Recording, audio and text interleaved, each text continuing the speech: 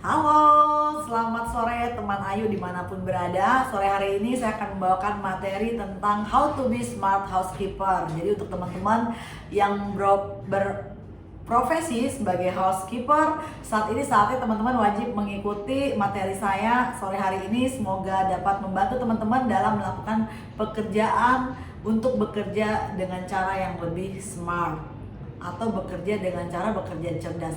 Sebelum saya lanjut, saya akan membahas tentang apa sih itu housekeeping dan housekeeper dan bedanya apa. Housekeeping itu adalah departemen yang menaungi para housekeeper yang bergerak di bidang jasa kebersihan. Kemudian untuk housekeeper sendiri itu adalah orang-orang yang memiliki tugas, tanggung jawab, dan berperan dalam menjaga kebersihan, perawatan, kemudian keindahan ruangan-ruangan baik di area depan maupun di area belakang dalam sebuah rumah, kantor, hotel, villa, restoran, dan lain-lainnya. Apa sih yang menjadi prinsip housekeeper? Nah, prinsip housekeeper itu ada 3. Yang pertama adalah cleanliness, di mana cleanliness merupakan keadaan bersih, bebas dari kotoran, debu, dan bau. Nah, itu adalah dinamakan cleanliness.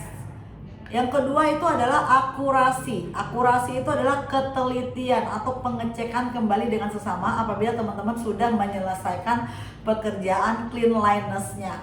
Jadi begitu selesai bersih-bersih, teman-teman wajib memeriksa kembali apakah suatu tempat atau peralatan itu sudah benar-benar bersih atau belum. Nah, itu teman-teman harus cek akurasinya atau diteliti lagi, diperiksa kembali tingkat kebersihannya seperti apa. Yang ketiga adalah neatness. Neatness itu adalah kerapian. Bagaimana teman-teman setelah melakukan pekerjaan pembersihan, setelah dicek kembali, nah ditata kembali yang rapi, barang-barang yang setelah dipindahkan selama bersih-bersih, nah itu dirapikan kembali, ditata kembali ke tempat yang semula, yang tadinya barangnya terlihat miring, nah itu diluruskan, dirapikan supaya ruangan terlihat lebih indah dan cantik. Bagaimana pedoman seorang housekeeper dalam bekerja? Ada 6 poin yang ingin saya sampaikan terkait dengan pedoman kerja seorang housekeeper. Yang pertama itu adalah ringkas. Bagaimana teman-teman bisa bekerja dengan efektif secara ringkas. Yang kedua itu resik. Resik adalah bersih secara pandang, rasa, serta raba. Jadi begitu dilihat bersih, disentuh bersih, kemudian diraba juga bersih. Nah, itu adalah resik. Yang ketiga, rawat. Rawat itu merawat dan memelihara semua peralatan dengan teliti. Jadi pada saat kita melakukan atau membersihkan ruangan, maka telitilah barang-barang yang ada di sekitar. Dicek dulu, dicek apakah dia berdebu, apakah dia ada kotoran menempel dan lain-lain. Nah, dicek dengan teliti dan teman-teman wajib membersihkan, terutama di sela-sela atau di lipatan-lipatan. Nah, itu yang kadang-kadang jarang diperhatikan. Kemudian yang keempat, itu adalah rapi. Adalah kerapian hasil kerja dan diri sendiri. Rapi gak cuma untuk diri sendiri, tapi juga hasil kerjanya harus rapi. Teman-teman pada saat selesai membersihkan, tadi udah membersihkan dengan ringkas, kemudian dengan bersih, kemudian merawatnya, dan pastikan juga merapikannya sehingga ruangan terkesan rapi. Barang-barang yang ada juga terlihat rapi dalam display atau pajangannya. Kemudian yang kelima, rajin. Rajin adalah modal utama seorang housekeeper, di mana melakukan pekerjaannya dengan rutin dan konsisten serta berulang-ulang. Jadi nggak pernah bosan mengerjakannya, rutinitas setiap hari. Kemudian setiap hari, day by day-nya akan lebih baik selama prosesnya. Itulah tugas seorang housekeeper untuk menciptakan standar cleanliness yang diharapkan oleh customer atau konsumennya. Kemudian yang keenam itu adalah teliti.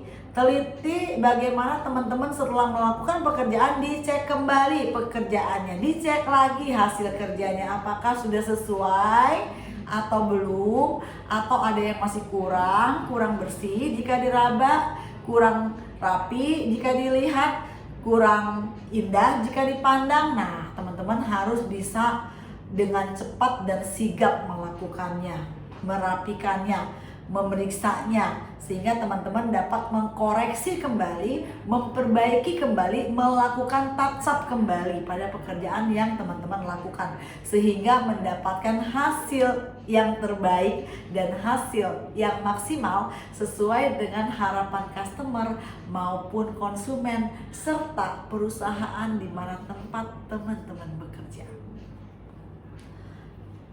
Nah, untuk menciptakan itu semua diperlukan mental kerja yang baik.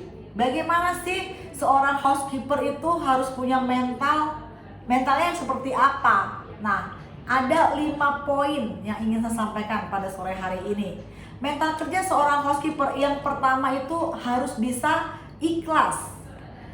Ikhlas melakukan segala pekerjaan sesuai dengan tanggung jawab. Bekerjanya dengan penuh semangat, bahagia, dengan happy, tersenyum, tanpa beban, itu namanya ikhlas. Sebagai seorang housekeeper, tidak boleh melakukan pekerjaan dengan cara misalnya marah-marah, menggerutu, kemudian gak semangat, melakukannya dengan terpaksa, itu kurang baik. Jadi teman-teman harus melakukannya dengan tulus dan ikhlas.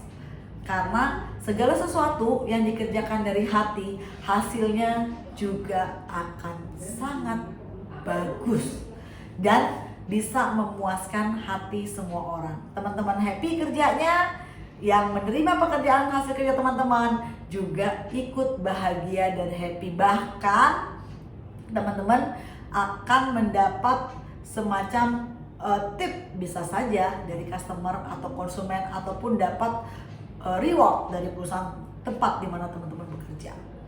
Yang kedua, jujur. Jujur itu wajib harus dimiliki oleh orang housekeeper, karena bagaimanapun juga teman-teman adalah orang yang bertanggung jawab apabila terjadi sesuatu, misalnya kehilangan dan lain-lain pada saat melakukan pekerjaan kebersihan di rumah, di kantor, di restoran, di villa, di hotel, dan lain-lainnya. Nah, itu adalah menjadi tanggung jawab teman-teman. Karena apa?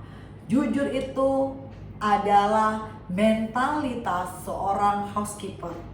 Karena di dunia hospitality, apalagi di hotel khususnya, teman-teman harus tahu yang namanya segala sesuatu barang yang beredar, apalagi di kamar atau di room hotel. Pada saat teman-teman habis membersihkannya, apapun yang tertinggal itu wajib dilaporkan.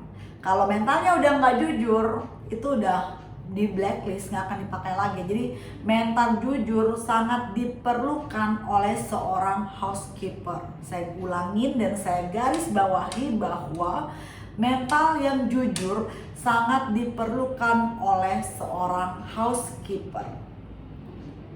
Yang ketiga adalah disiplin. Disiplin itu dalam waktu dan pekerjaan, datang tepat waktu, kemudian menyelesaikan tugas, melakukan tugasnya tepat waktu, menyelesaikan tugasnya tepat waktu. Misalnya waktu udah dikasih 10 menit, jangan sampai molor mengerjakannya, harus on time, karena akan ada sesi-sesi pekerjaan selanjutnya. Housekeeper kan banyak tugasnya, banyak tanggung jawabnya, jadi bekerjanya itu udah ada waktunya. Apalagi teman-teman yang berprofesi sebagai room attendant misalnya, pada saat kamu check in check out di hotel, nah itu kita bekerjanya terukur waktu, dan masing-masing section itu sudah ada waktunya dan gak boleh lewat. Karena kalau kita lewat di satu section, maka section yang lain akan ketinggalan. Nah, itu nggak boleh dan tidak diperkenankan melakukan hal tersebut ketika kita menjadi seorang housekeeper yang memang dikatakan cerdas secara pekerjaan maupun housekeeper yang profesional. Yang keempat itu adalah loyal. Bagaimana teman-teman harus bekerja secara loyal kepada perusahaan, baik dengan sistem kerja yang ada. Nah, untuk mendapatkan hasil pekerjaan yang maksimal dan dapat menyelesaikan tugas dan tanggung jawab yang diberikan kepada teman-teman dengan baik. Nah, loyal ini sangat penting, loyalitas ya kepada perusahaan. Yang kelima adalah tanggung jawab. Itu pasti bagaimana teman-teman dapat mempertanggungjawabkan segala hasil pekerjaan dari teman-teman semua. Teman-teman bekerja dengan ikhlas, dengan jujur, disiplin, loyal, kemudian hasilnya juga bagus. Nah, itu adalah bagian dari tanggung jawab teman-teman housekeeper semuanya. Nah, pada materi kali ini saya ingin menyampaikan ada konsep SMART. Ya, SMART itu bagaimana kita bisa mempersiapkan diri kita sebagai seorang housekeeper untuk bekerja dengan cerdas atau smart. SMART, konsep SMART sendiri itu adalah specific, measurable, achievable, relevant, dan time. Nah, di mana teman-teman harus tahu, pertama, membuat target kerja yang harus spesifik dan jelas. Nah, apa yang ingin dicapai dari pekerjaan itu? Kemudian kenapa? Betapa pentingnya pekerjaan itu harus dikerjakan? Siapa yang akan terlibat mengerjakannya dan di mana lokasinya? Itu teman-teman harus bikin secara spesifik sebelum teman-teman melakukan pekerjaannya. Jadi teman-teman benar-benar punya planning setiap harinya, punya catatan kecil setiap harinya. Ya. Untuk bisa menjalankan tugas dengan baik, punya checklist day to day-nya. Jadi teman-teman nggak merasa kok pekerjaannya ini aja ya, kok pekerjaannya itu aja, jadi nggak merasa bosen. Kemudian measurable itu dapat diukur pekerjaannya. Misalnya berapa banyak pekerjaan yang kita akan lakukan setiap harinya atau dalam sehari. Kemudian seberapa lama kita akan menyelesaikan pekerjaan tersebut. Apa yang menjadi ukuran dan target kerja yang harus kita penuhi di hari itu. Nah, itu teman-teman harus punya semuanya. Jadi harus on hand dalam genggaman. Kalau teman-teman nggak punya, teman-teman akan kehilangan arah, akan bingung apa yang harus teman-teman lakukan pada saat memulai pekerjaannya. Ya, setiap housekeeper wajib mempunyai target, itu yang pertama. Yang kedua, itu bisa atau dapat diukur, kemudian dipersiapkan segala sesuatunya. Achievable, ketika teman-teman sudah membuat target, kemudian targetnya sudah terukur dengan teman-teman sendiri. Nah, achievable itu targetnya teman-teman harus realistis dan mudah dicapai. Achievable itu bagaimana cara teman-teman mencapai target tersebut, ya. Teman-teman yang setting targetnya sendiri, kemudian teman-teman yang mengukurnya, kemudian teman-teman juga cari cara supaya target teman-teman bisa tercapai. Nah, cara mencapainya seperti apa? Kemudian seberapa besar target yang teman-teman kasih buat diri teman-teman. Misalnya katakanlah untuk membersihkan ruangan 2x2 meter persegi. Teman-teman memberikan target bahwa kita akan membersihkan dalam kurun waktu 30 menit. Nah, teman-teman harus dapat mempertanggungjawabkannya nantinya. Harus mencapai target 30 menit, harus selesai untuk membersihkan ruangan 2x2 meter persegi. Seperti itu. Kemudian target yang dimiliki relevan itu penting. Berarti kan apakah yang teman-teman lakukan itu sudah pantas atau sudah layak?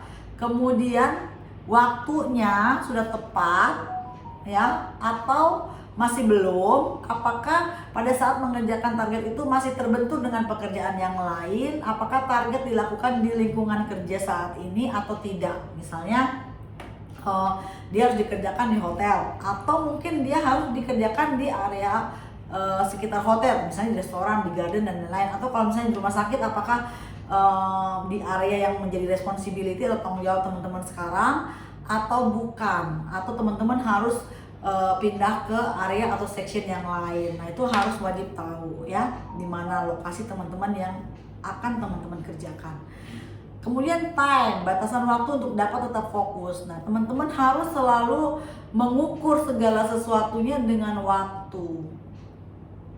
Kapan Kemudian apa yang bisa teman-teman lakukan hari ini, apa yang bisa teman-teman lakukan besok. Nah, itu penting sekali, teman-teman harus sudah rencanakan setiap hari. Jadi untuk planning besok, teman-teman rencanakan hari ini, punya checklistnya, day to day-nya, bila perlu udah punya schedule untuk 1 minggu untuk rutinitas teman-teman housekeeper semuanya, sehingga pada saat sampai di tempat kerja, teman-teman sudah tahu apa yang harus teman-teman kerjakan dan apa yang harus teman-teman lakukan day to day atau setiap harinya, sehingga tidak ada pekerjaan yang miss atau terburu-buru atau kerjanya asal-asalan misalnya, sehingga menyebabkan kualitas kerja yang buruk. Nah, bagaimana kita mengajak teman-teman dengan konsep SMART ini bekerja dengan cerdas? Teman-teman bisa memplanning diri teman-teman sendiri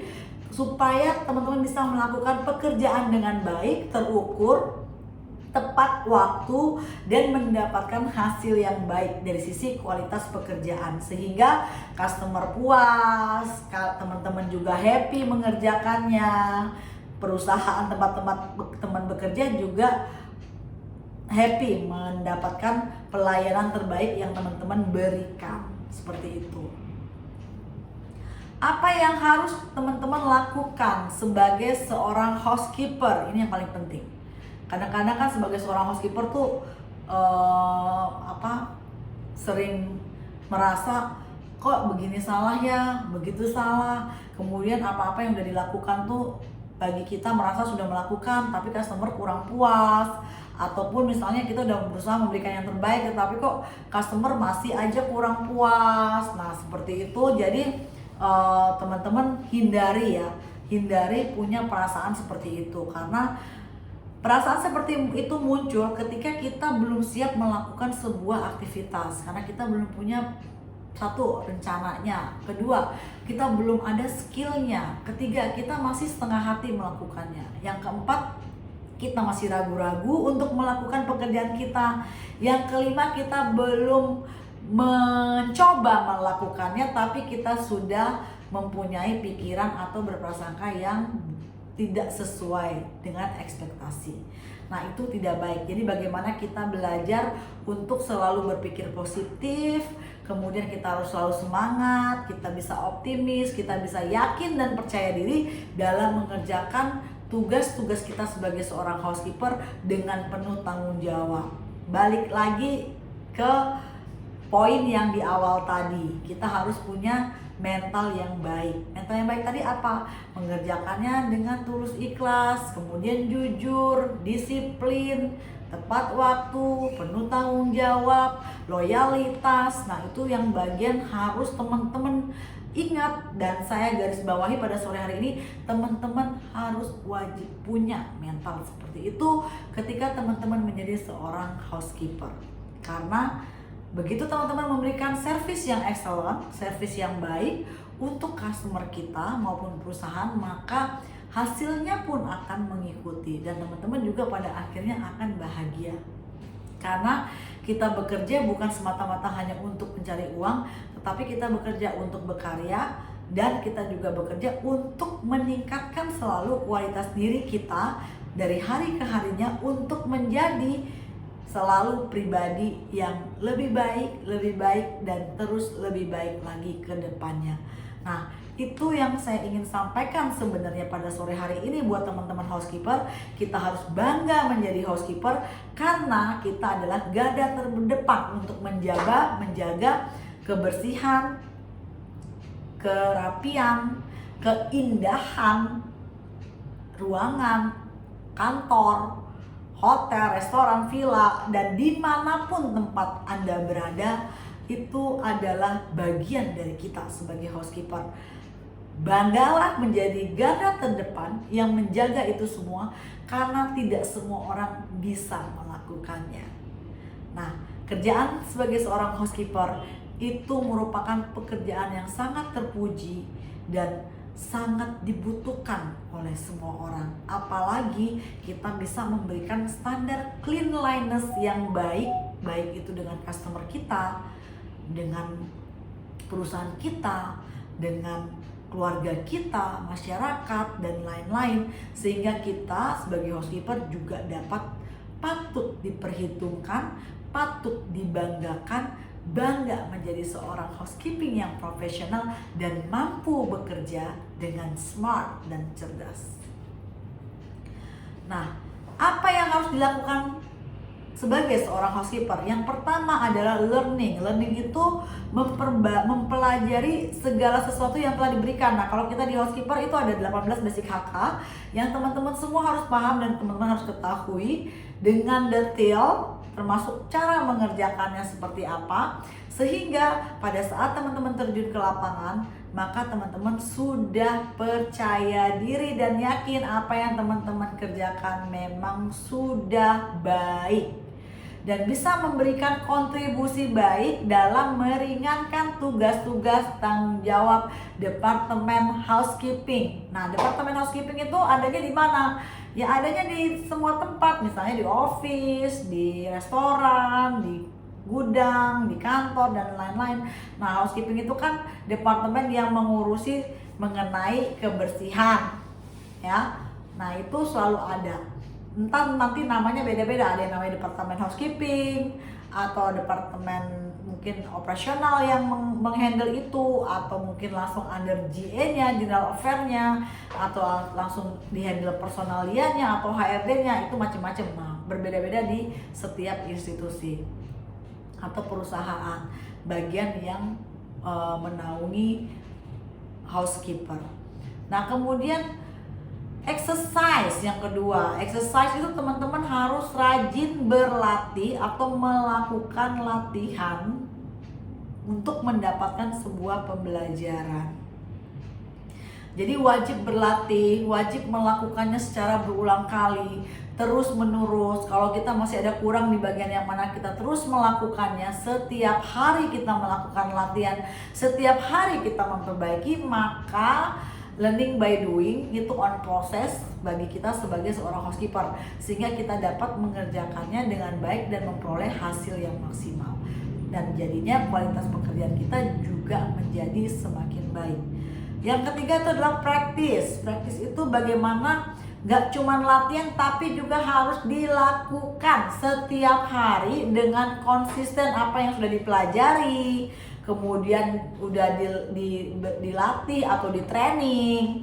Materi training exercise tadi kan di training ya, dilatih dulu, kemudian praktekkan dalam setiap kesempatan yang ada, dipraktekkan ilmunya kita. Karena konsepnya di housekeeper itu kan kalau sering berlatih, jam terbangnya makin tinggi. Jadi semakin kita sering melakukannya, maka hasil kita akan semakin menjadi lebih bagus.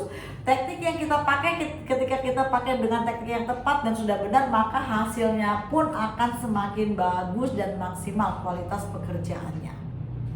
Nah, apalagi yang untuk housekeeper lakukan selain itu? Yang terpenting lagi adalah manage your time. Bagaimana kamu yang punya pekerjaan banyak di housekeeper, tasnya, listnya, checklistnya banyak sekali dalam sehari. Nah, teman-teman harus memang membuat semacam timetable atau checklist. Kemudian tertib administrasi, disiplin, waktu. Nah, supaya waktu teman-teman 8 jam kerja itu cukup untuk mengerjakan apa yang menjadi tugas dan tanggung jawab teman-teman setiap harinya. Kemudian yang kedua, improve your skill. Bagaimana teman-teman bisa mengimprove skill teman-teman. Ingin berlatih dengan tekun, selalu ingin berlatih dengan tekun, mengupgrade diri, belajar dan terus belajar. Nah, untuk meningkatkan skill teman-teman, mungkin dari teknik A ke teknik B, teknik C, karena kan untuk membersihkan sebuah area atau dan lain-lain itu ada beberapa teknik. Nah, kalau misalnya ada teknik-teknik yang belum teman-teman kuasai, sebaiknya teman-teman belajar lagi, improve lagi, tingkatkan skillnya kembali, supaya pada saat teman-teman melakukannya, teman-teman mendapatkan hasil atau kualitas terbaik versi teman-teman dan versi customer yang inginkan. Nah, ketika semuanya itu sudah teman-teman dapatkan, maka teman-teman layak dikatakan sebagai smart housekeeper atau housekeeper yang profesional. Tetapi kalau misalnya teman-teman masih belum bisa, maka saya sarankan teman-teman untuk terus berlatih, belajar, mengatur waktu ya. Kemudian mencoba terus mencoba melakukannya. Kalau masih kurang baik, diulangin lagi, karena kegagalan itu bukan suatu kegagalan itu adalah kesuksesan yang tertunda. Jadi kalau kita semakin banyak gagal, maka kesuksesan itu akan ada cepat di depan kita. Nah, kalau kita pengen sukses sebagai seorang housekeeper yang profesional atau smart housekeeper, maka teman-teman harus rajin berlatih, melakukannya tanpa lelah setiap hari untuk teman-teman lebih sigap, bisa mengerjakannya dengan cepat. Kemudian teknik-teknik yang digunakan bisa diimprove dengan gaya-gaya yang teman-teman suka, yang mungkin orang lain nggak bisa lakukan, teman-teman bisa lakukan. Nah, seperti kayak misalnya teknik-teknik pelipat handuk yang tadinya bisa bentuk boneka dan lain-lain. Nah, itu kan harus perlu latihan, nggak bisa instan. Nah, itu teman-teman harus update skillnya, ya, improve your skill. Nah, kemudian setelah kita improve your skill, maka harapan customer untuk mendapatkan service excellent, harapan perusahaan terhadap teman-teman housekeeper untuk memberikan service excellent itu juga akan tercapai. Jadi gayungnya bersambut. Jadi antara harapan dengan yang dilakukan teman-teman housekeeper itu bersambut, ya.